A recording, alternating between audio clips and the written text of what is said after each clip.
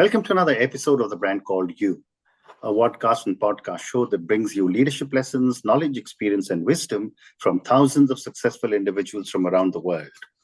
I'm your host, Ashutosh Garg, and today I'm delighted to welcome a very senior and accomplished professional and an author from Cambodia, Dr. Will Parks. Will, welcome to the show. Thank you, Ashutosh, and a very warm welcome to all of your viewers and listeners. Thank you. Will is a leadership coach. He's an author. He's an author of a book titled Graceful Leadership, Inspiring Hope, Creativity, and Resilience in Times of Peace and Crisis. And he has worked for UNICEF in the Pacific Islands, Nepal, Iran, Iraq, Bhutan, and Cambodia. So, Will, my first question to you, you've had a fascinating career with the UNICEF and other global organizations. What first inspired you to step into the world of humanities, the humanitarian world? Yeah, thanks, Ashutosh, for the question. I guess I go back to my school days. I was 16 years old, studying in the UK, and I heard about this gentleman called James P. Grant, or Jim Grant, as he was known, who was an extraordinary visionary and very compassionate leader of UNICEF at the time in the 1980s. And having done a bit of reading about what Jim Grant was doing in the world during the 1980s and into the early 90s, I just thought I have to join UNICEF as a boy. And years later, I had a school reunion and all of my friends were asking what I was doing. And I said, well, I'm working for UNICEF, and they could all remember my boyhood dream of joining UNICEF and really getting involved in humanitarian work from that day that I first heard about Jim Grant. Amazing, amazing. And you worked in vastly different contexts from the Pacific Islands to Iraq. How have these diverse experiences shaped your worldview and leadership? Yes, as a humanitarian, I've had the privilege and honor to serve in many different duty stations, serving the people and governments and civil societies of those countries you mentioned, and several others where I've done short missions. And what's really struck me, and I guess because of my anthropological training, also just the curiosity that I have in learning about different cultures, observing humans and how they interact. Right. One of the things that's really struck me across all of the countries I've visited is the common goodness that is in all of us. Right. And that's really struck a tone with me in terms of supporting and helping, particularly children in countries, helping parents look after them, and helping governments invest in the most important asset that any country has, which is its children. Well said, well said. You're also a certified coach and an anthropologist. How do these disciplines impact your own leadership style and the way you work with teams?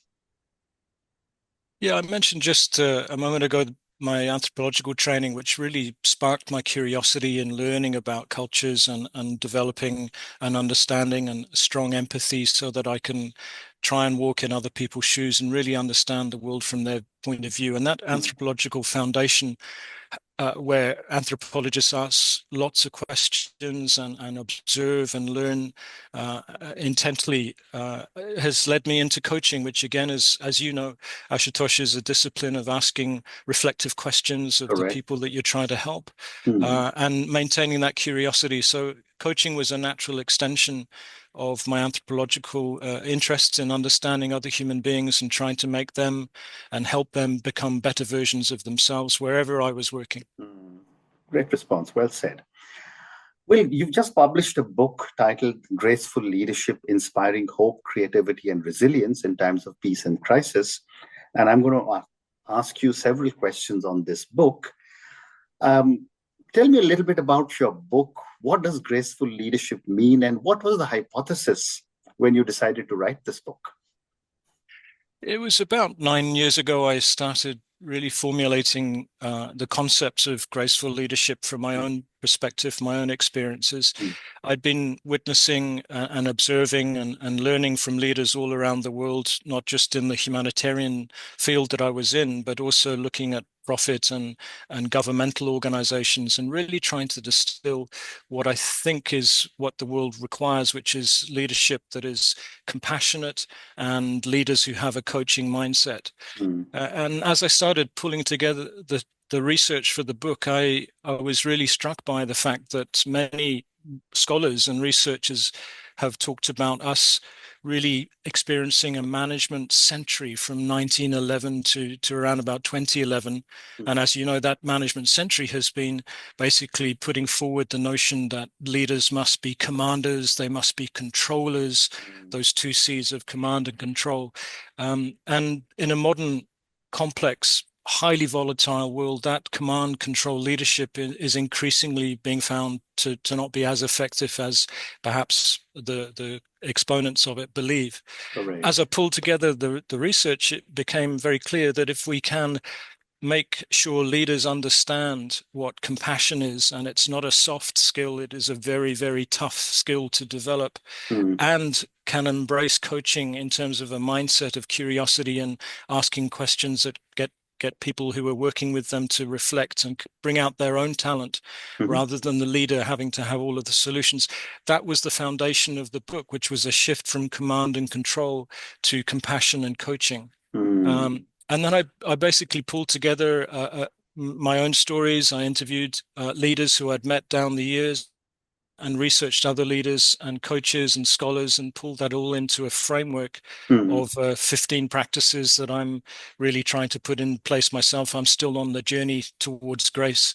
And the book is really a reflection on what modern leadership really should be about, which is compassion and coaching and bringing people's talents to the table as a leader, supporting them, caring for them out of the empathy that you should have with the people. I wanted to ask you, what are some common misconceptions about leadership that you hope your book hopes to dismantle?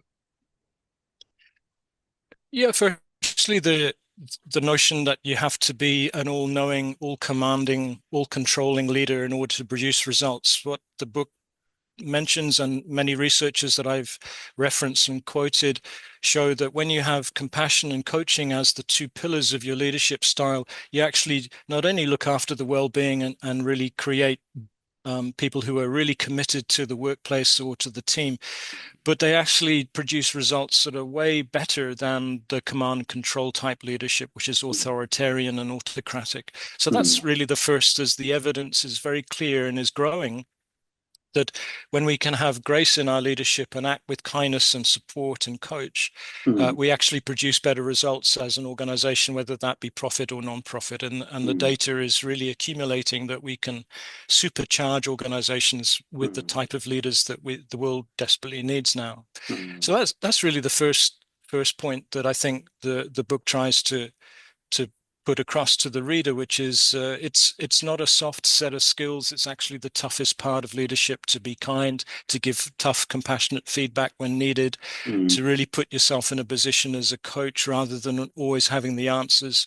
These are the so-called soft skills. And as I write in the book, and as I've had conversations with other leaders I've met over the decades, several people think that this graceful leadership perhaps creates leaders who are a pushover, they're too soft. But actually, I've met some of the toughest, most compassionate leaders who lead with grace, and it's not a soft set of skills, as I mentioned. It's really takes many, many years to cultivate and have leaders who really can act with kindness. And I think the second thing that I really try to put in the book is to say that wherever you're working as a leader, whether it be profit or non-profit, the same principles apply. And so this is not just restricted to the humanitarian world where I've been leading, but extends into profit organizations and into governmental organizations as well. And you're in a world where humanitarian challenges keep coming up, conflict zones are faced. What role does grace play in times of crisis? And if possible, give me an example.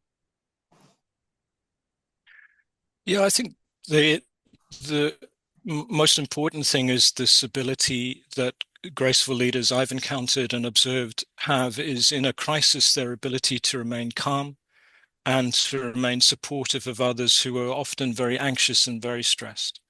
So just as stress is contagious, what I've learned is that calmness is also contagious. Right. And I can remember distinctly operating with UNICEF in in Iraq.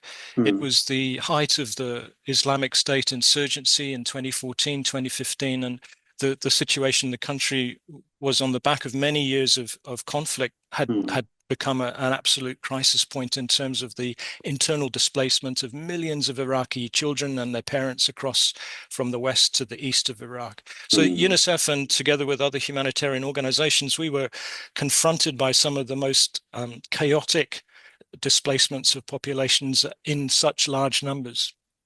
And I can just recall that the ability of leaders that I observed, and I, as I tried myself to remain calm, allowed teams to really be able to think in a moment of decision making where we had to make very, very quick decisions. Often lives are on the line. Just that calmness in those moments of crisis was absolutely fundamental. And I realized that when you can remain calm as a leader, you have a positive effect on other team members. Well said. You also emphasize the importance of joy in workplace culture. What are some practical ways leaders can foster joy without seeming naive or unrealistic? Yeah, it's a great question, Ashutosh, and I really do believe too many leaders take themselves too seriously. When you can connect with your team on a very humble and use laughter and activity in the workplace, no matter what your field of interest, profit or non-profit, you bring that very human element to it. So situational humor, showing your vulnerability in front of colleagues by having a bit of a laugh about yourself is one of the techniques that I write about in the book. That it's a very inspiring, energy creating way in which we can have humor and play in the workplace, really woven into the fabric of teams. And that's not to say that we use humor and tell jokes that are humiliating to people. We have to be very mindful in the use of humor and laughter and play to create joy. Yeah. But when it is tapped into as a leader, you're revealing a very human element that connects humans. And having worked in so many different cultures and seen the different cultural perspectives on humor, again, like I said at the beginning, this common humanity with kindness. There's also a common humanity in terms of humor and play that I've seen in many, many cultures, and tapping into that is a very, very creative way in which leaders can enthuse and motivate teams. And I think just lastly on joy, it's really about unleashing the talent that lies within teams, making sure that as a leader, you don't have to come up with all the solutions. In fact, your main job is to allow other solutions for themselves and let them be empowered and ennobled by the fact that they're using their wisdom and talent to find solutions. And that has been a tremendous lesson for me, because I shifted from management into what I would call leadership around about 2010 when I joined UNICEF in Nepal. That was really my first senior leadership position within UNICEF. And I'd been a manager up until that point. And I thought as a manager, I had to have all of the answers, all of the solutions. And I can remember in Nepal that the team there initially were coming to me and saying, here's my problem, I need a solution for it. And I would give them a solution thinking that I was helping them. In fact, I was just basically probably handicapping them by not allowing them to think their own solutions. And then I said, well, maybe I can start saying to colleagues, look, bring me the solutions that you've thought about to the problems that you have, and then I'll be happy to discuss the solutions. And of course, that leads naturally into a coaching relationship where people bring their own talents, bring their own wisdom. And that became my default mechanism to bring joy to people. I thought by shifting back to them, it would decrease the number of people coming to see me. But as I go in the book, it actually increased the number of people coming to see me with the solutions, because empowerment is addictive. Yeah. You also talk of liberating teams. How do you differentiate between empowerment that you just spoke about and liberating them? And, when you liberate a team, what are some common practices that you believe can stifle a team? Maybe I start with that last part in terms of stifling empowerment and stifling liberation. I think it comes back to the way in which a leader thinks that they have to have all of the answers, is a command controller in terms of saying, look, this is it's my way or the highway, and as the common expression goes, and not really giving people the chance to shine, not giving them a chance to display their talent, to display their professionalism. People walk through the office door every morning, not really wanting anything else but to perform really well at work. And when a leader is allowing people to be empowered and then liberated, and I'll come to that in a moment, you're really allowing leadership to be a very graceful form in terms of allowing people to go into the flow, go into their workplace with lots of ideas, and not to be shut up and put down by a leader who doesn't want to hear other people thinking. So I've really felt that empowering teams through graceful leadership is about tapping into the talent, liberating the resources of humans rather than managing human resources. And when you're liberating the resources of humans, basically allowing people to bring to work and speak up when they need to, and question authority when they need to, without fear of retribution. And that really means the second part of liberation is really founded upon a concept I'm sure you're familiar with, and many of your listeners and viewers will be, which is psychological safety. Correct. When you've got a workplace that's psychologically safe, people can show up as themselves, can ask questions, can point out mistakes early, and prevent huge failures that are manifested later in the time frame. So I've really focused on a lot of teams and developing their psychologically safe team climate so that people can turn up with their natural creativity on full display without fear or retribution. That to me is liberation. Yeah, great response. But can graceful leadership be taught, or is it an innate quality that people have? I definitely think it can be taught. I think from the writing of the book and observing, obviously there's a little bit of innate spirit in terms of those who can put themselves into the background, can allow themselves to be vulnerable. I think that is cultivated and is an innate quality of some leaders. But I'm definitely seen leaders who have been transformed through coaching to become far more graceful. And part of the reason for writing the book was to share some of those observations, share some of those tips and insights to allow people to really question whether their leadership can be more graceful. Knowing that the evidence is there that if you can tap into that grace, you're going to not only look after the well-being of the teams that you're in charge of, but you're going to absolutely super perform in terms of results.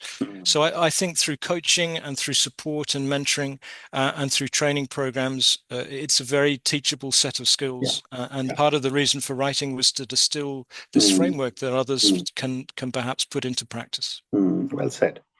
And when you look at organizations which could be very bureaucratic or hierarchical, how can leaders apply graceful leadership or some of the frameworks you have outlined in such organizations?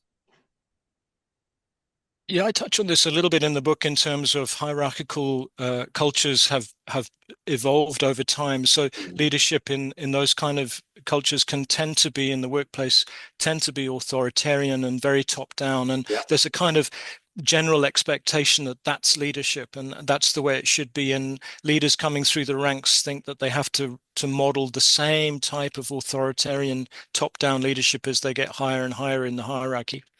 One thing that I've seen, however, is that graceful leaders can actually change the status quo. They ask questions. They become curious. At first, teams, and I've been in these situations myself, where teams have been expecting a very authoritarian style of leadership, and then I've tried to show that there is a different way. It's taken me a while in all of the different duty stations to really present what leadership can be like, and then encourage others to follow my role model. But it can be done, even in very top-down authoritarian cultures that are used to command and control. It's when people genuinely see that you're kind, that you're caring, that you're there for them, they begin to see that there is an alternative to just telling people this is what you should do and I expect the results on my desk on Monday morning. We turn up at work with families, with duties outside of work, and a graceful leader needs to understand the complete human being who shows up in the workplace. Right. Well said. There's another very interesting term that is now, I'm hearing a lot of it, which is imposter syndrome. And a lot of young or emerging leaders seem to be facing imposter syndrome. When I was in the corporate world, I never really even knew what this meant. How can graceful leadership help navigate self-doubt and build confidence? One of the first practices that I write about in the second part of the book, which is to present this framework of 15 practices, but the first one is all about self-compassion, which is really addressing self-acceptance, self-respect, self-care. And so I've seen many young people who, for example, are joining UNICEF, and I've been a mentor to them, and they do have this so-called imposter syndrome, which is, am I good enough? Am I really qualified enough to be doing this job, etc. And when you can understand what self-compassion is about, which is to really look at things like positive self-talk, to say that, look, you've got strengths, you've got assets, you weren't given this job because of fluke, you succeeded in getting this job. You begin to build that self-acceptance that, yeah, we're not always going to have all of the answers, and precisely graceful leaders never go through life having all of the answers. You accept that you're going to have what I talk about, situational humility, which is knowing that in this moment, I need others to come up with the answers because I don't have them. And therefore, creating that psychologically safe environment for people to come forward with their ideas. All of this allows imposter syndrome to go a little bit back into the quietness, and to really allow young people particularly to say, no, I've got this, I can do this. I may not have all of the answers, and I need to stay curious and keep learning and keep evolving and growing my strengths. But I also go back to some recruitment policies in different organizations where we're looking for the perfect candidate. In my view, there's no such thing. You're looking for potential always. And imagining that person 2 years, 5 years, 10 years from now, could they really do the job with a little bit of support or scaffolding or coaching around them? And that's the way that I think young people today, when I started out, I was really looking at leaders who were saying, "No, you've got this, and I'll support you. Just have a go. If you make a mistake, it's okay. I've got your back." And I think we need leaders who can do that particularly with the generations that are entering the workforce now, which is to say, look, make mistakes, learn from your failures. I will take the blame if anything goes wrong, and just really encouraging people to take risks and have the courage to take the risks. Very interesting. Thank you. I've got time for 2 more questions for you. How can leaders balance the need for performance metrics with human-centered values of graceful leadership? Thanks, Ashutosh. I think this goes back to really where we started, which was to say, look, the evidence is building and growing, and it's Harvard Business Reviews over many years have shown that when you've got KPIs, key performance indicators, and measurement metrics in organizations and in nonprofit, those are fine to have. In fact, you need those goals, you need those benchmarks, you need those standards. But when you then forget the human element to achieving those results, when you think the results will be achieved because you're going to push and drive and dominate and command and control people to produce those results, then you're missing half the equation. I'd like to see us understand that, yes, we do need KPIs, we do need metrics, but we also need to recognize the fragility, the delicateness, the inspirational passion that people can bring to their work when they are led with grace. And so you can combine, and the research shows that when you do combine a well-being approach, a coaching approach, and compassion together with goals and metrics, you actually can shoot through the roof of those metrics with even higher, better results. And at the same time, you're looking after the well-being of the people that you're leading. And of course, we shouldn't forget that we want to make sure we're achieving those results without harming the planet as well. And that is absolutely possible. Well said. And my last question to you, Will, if a viewer or a listener could take one thing away from your book and embody it into their own life and their work starting today, what should it be?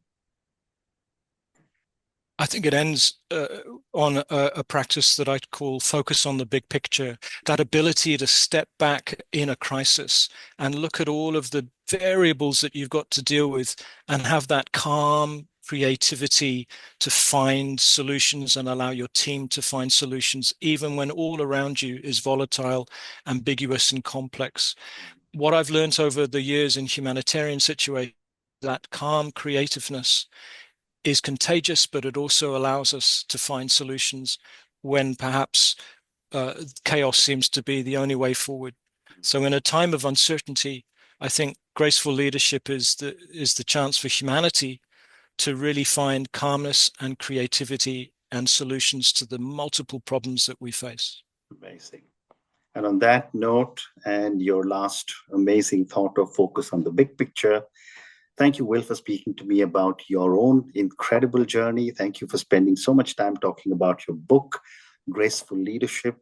I do believe grace in any form is very important, but when it comes to leaders, and we've all been leaders, we've all had leaders who have been graceful and who have not been so graceful, we can start to relate how important it is to bring in the element of grace into leadership. Thank you for speaking to me, and good luck to you. Thank you, Ashutosh. Thank you for listening to the Brand Called You videocast and podcast, a platform that brings you knowledge, experience, and wisdom of hundreds of successful individuals from around the world. Do visit our website www.tbcy.in to watch and listen to the stories of many more individuals. You can also follow us on YouTube, Facebook, Instagram, and Twitter.